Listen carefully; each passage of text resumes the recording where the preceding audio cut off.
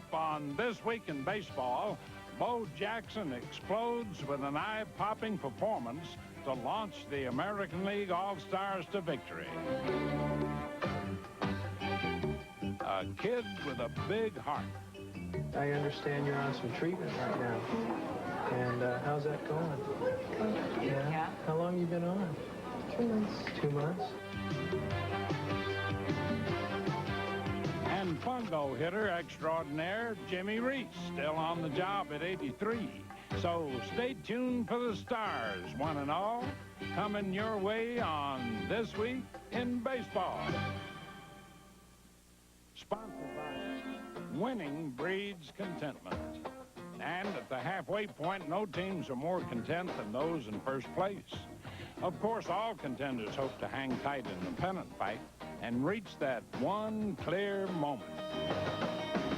So I see you looking around, searching for some good times, girl.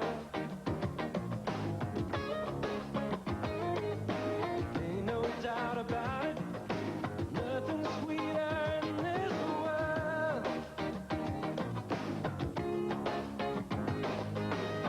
Forget the ringing of your party line.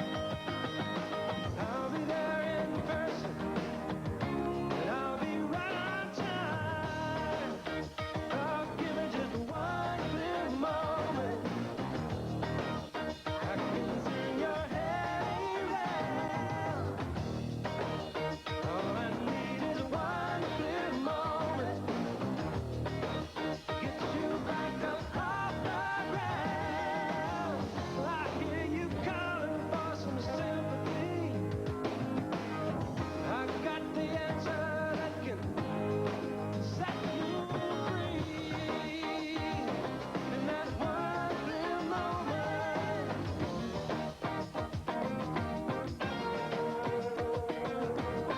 And winning has sure caught on at Anaheim Stadium, site of the All-Star game, but also the hottest spot in the American League West.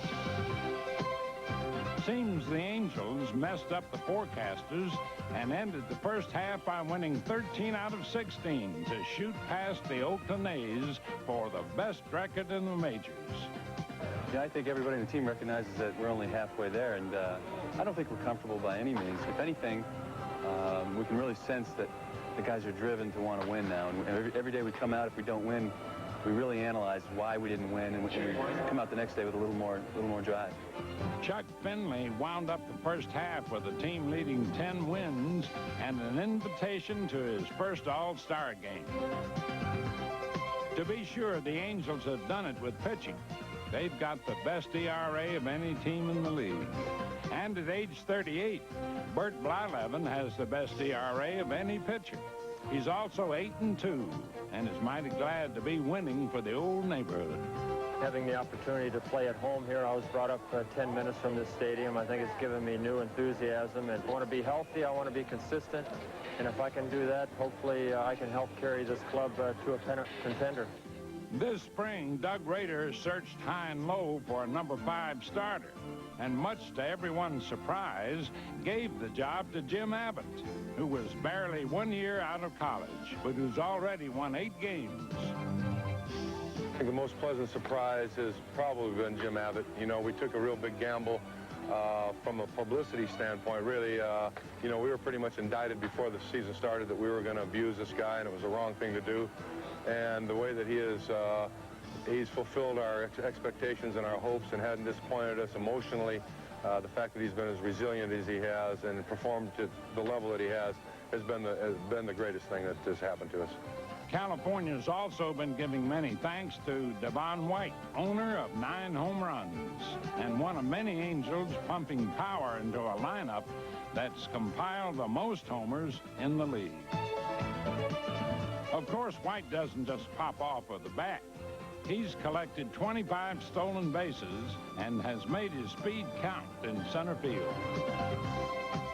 He can cover some ground out there. He can just flat out fill in the gaps. You know, if you give a line drive maybe to right center or left center, you know that Devon White is going to be there to pick you up. And he's a lot like Kirby Puckett. And I don't think Devon White has realized what a great player he can be as of right now, and I think he's only going to get better. With veteran stars in the cast, the Angels have been better than anyone expected. After all, they finished 12 games below 500 in the last 2 seasons. There is something special this year that I think that we haven't seen for a couple of years, at least I know since 1986. But it's just a feeling everybody's enjoying themselves. They're having fun. They're feeling like they can win. And I think that it's some of the new people we brought in. Bert Blyleven, I think, is a part of it.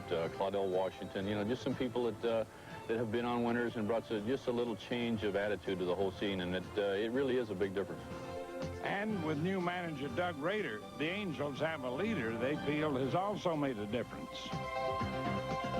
Doug Rader has done a very good job in preparing this ball club and disciplining this ball club and making sure everybody stays on top of their game. So you really have to give him a lot of credit and give the coaching staff a lot of credit. But, you know, I think that everybody has a lot of confidence going right now, and we continue to build on that. And hopefully by the end of the year, we'll have built on it enough to be the top of our division. From pennant dreams to a midsummer night's dream at Anaheim Stadium, the site of the 1967 All-Star Game. Heavy hitters were in abundance, but so were overpowering pitchers. Dean Chance gave up a home run in the second inning as we look back, but after that, National League batters went down in a whimper. The Americans, meanwhile, could do little against Juan Marichal or the late-day shadows that contributed to the game's 30 strikeouts. It is a terrible time to start a game because you really can't see the ball. 5 o'clock, 5:30 in the afternoon is a terrible time to play baseball. And when you get the best pitchers in baseball pitching, well, you're in for a long night. Ed Runge was behind the plate. He had the largest strike zone of any umpire that I think I ever played with. I can recall coming back in that day after the first inning, and I think Mays and Aaron had come to bat, and all of a sudden they took pitches that they thought were balls and were called strikes. And I went back to our guys in the dugout after the end of the first inning when we were about to come to bat, and I said, boys, we better go up there hacking. Runge's got a big, wide strike zone today. I was consistent, whether it was a 300 hitter or a 250 hitter or was a National League, American League. I had my usual wide strike zone. And I was consistent with it, so they couldn't say no. They knew I was that kind of umpire, and they had to go to swing the bats. Each side could muster only 1 run apiece, and the game went into the 15th inning, locked in a 1-1 tie. Catfish Hunter had pitched 4 shutout innings when he faced first-time All-Star and late replacement Tony Perez. I was looking for a pitcher who can drive, you know, because I want to get on base. I'm in a scoring position. I'm not thinking about hitting a home run, but he threw me a breaking ball for the first pitch and called a strike. And then the second pitch, he come out with a fastball, and I hit it well. There's a long drive to left field off the bat of Perez. Back goes Yastrzemski looking up. Home run. National League leads 2-1 in the 15th. With Perez blast, all the scoring came on home runs by third baseman. The American League kept silent in their half of the inning. And in the longest All-Star game in history, the streaking Nationals made it 5 straight wins.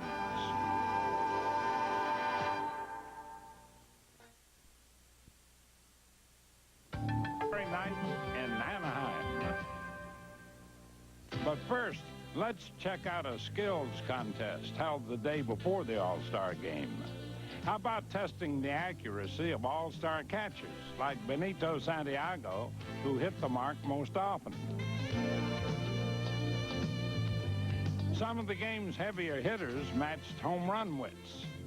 The Rangers' Ruben Sierra led his all-stars with 3 big blasts. Wipe it off! Wipe it off! It's getting hot! Hot was Eric Davis. His 3 homers were enough to put the Nationals over the top. But so much for the lighthearted side. Now it's time to get serious. We're coming to you live from Anaheim, California, home of the 1989 All-Star Game. Mel Allen in This Week in Baseball. Well, all right, and thanks to the intro. And now for a little pregame pomp, circumstance, and California glitter.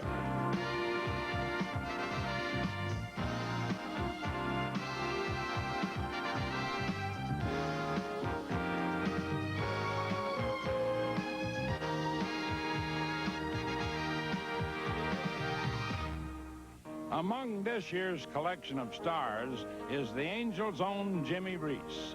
At the age of 83, the game's most famous fungo hitter is still on the job. Rick, take him out there, will you? Take him out there. Come here. Well, I enjoy it very much. I don't let him think that I do, but it's been fun, and we have a good relationship with him. He's a wonderful, wonderful guy. The only thing I can't figure out is why he's our conditioning coach. You know, that's the only thing that shocks any of us. Jimmy Reese is an amazing man. You know, he's 83 years old. He's out here every day. I mean, you look at a day like today, it's kind of warm, and he's out here with his sleeves on and his chew in and his fungo bat in his hand, and this is life for Jimmy Reese. Reese once played in the majors for 3 years, a stint that included rooming with Babe Ruth. He was great. He was great. I used to go over to his house quite a bit. And he's a fellow that didn't like to lose, no matter what the game was. He had a little room there with a pool table and a recreation room. And before dinner, when I would go over to his house, we'd had him beat for 20 cents one day at a pool game. We played 10 cents a game. And his wife called us for dinner, and she said, dinner's ready. He says, I'm not quitting till I get even. So after he got even, he said, now we'll play. But he just didn't like to lose. It's not the physical condition of the guy that's so astounding, is that his mind is so sharp, and he's such a pleasant, wonderful guy to be around. And when you stop and think that his best friend on the ball club is probably Jim Abbott, that probably tells you a lot about both people. You know, Jim respects this man so much for what he's done and the way he is. And Jimmy is smart enough to realize a real quality person. I tell you, you know, there's certain people that come around in your lifetime that you know, really touch you. And Jimmy Reese I'll never tell him this, but he's touched my life. I think he's touched a lot of people. The stories that he can relate to you about the 30s and the playing way back when and the old times, you know, that's what we sit on the bench and talk during the game, just about, you know, the good players, who was the best, Feller, DiMaggio, you know, Babe Ruth and everything in it. For me, that's what it's all about. For 72 years, Jimmy Reese has done a little bit of everything in baseball, not the least of which was getting to throw out the first ball in front of the home crowd at this year's All-Star game. That done, baseball's Game of Stars paid tribute to honorary captains Carl Yastrzemski and Don Drysdale. But the biggest cheer went to Mike Schmidt, the fans' choice for the All-Star game, although now retired and a spectator only. As the 1989 Classic got underway, Dave Stewart gave all the spectators something they didn't figure on when Ozzie Smith led off the game with a single. So much for the notion that the twilight starting time would hurt the hitters.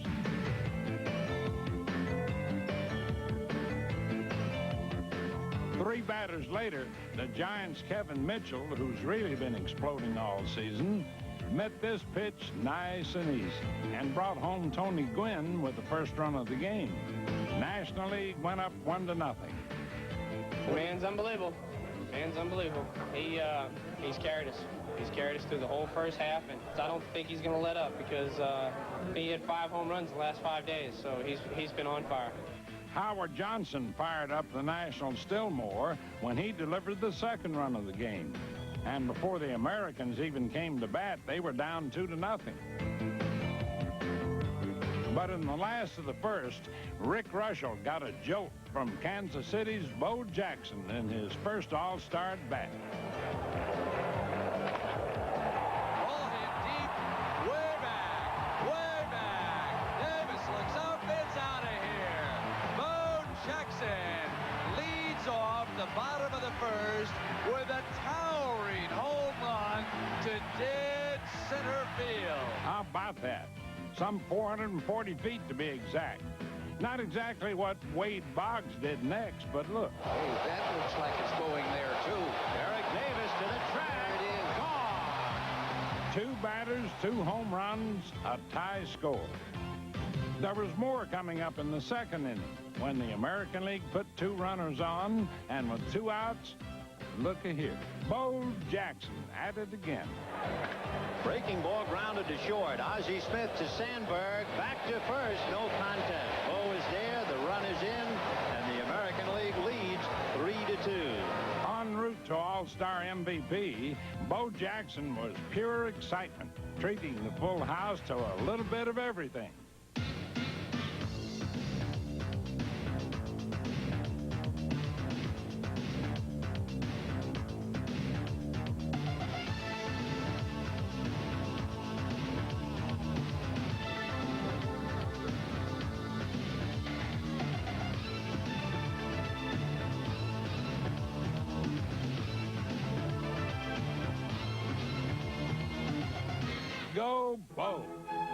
How about that Roland Nolan Ryan, who shut down the Nationals in classic Ryan fashion?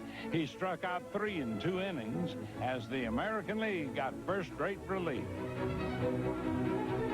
After the first inning, the Nationals had only 5 hits.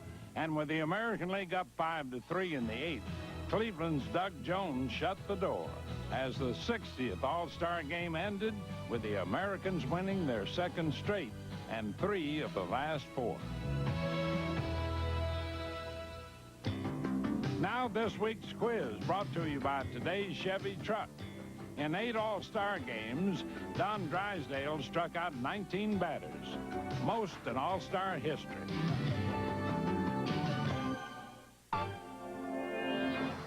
Time now for Choice Glove Work from Choice Picks, presenting great plays from this year's All-Stars. First up, Mark McGwire, Oakland A's. The Padres, Tony Gwynn. Mickey Tettleton, Baltimore. A deflection to Oriole teammate Cal Ripken Jr. From St. Louis, Ozzie Smith, the Wizard of Oz.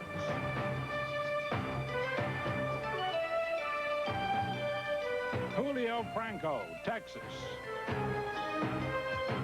Also quick of hand, Benito Santiago, Padres. Ruben Sierra, Rangers. This year's top vote getter, Will Clark. All-Star MVP, Bo Jackson. Kirby Puckett, Twins. Finally, a barehanded Kevin Mitchell.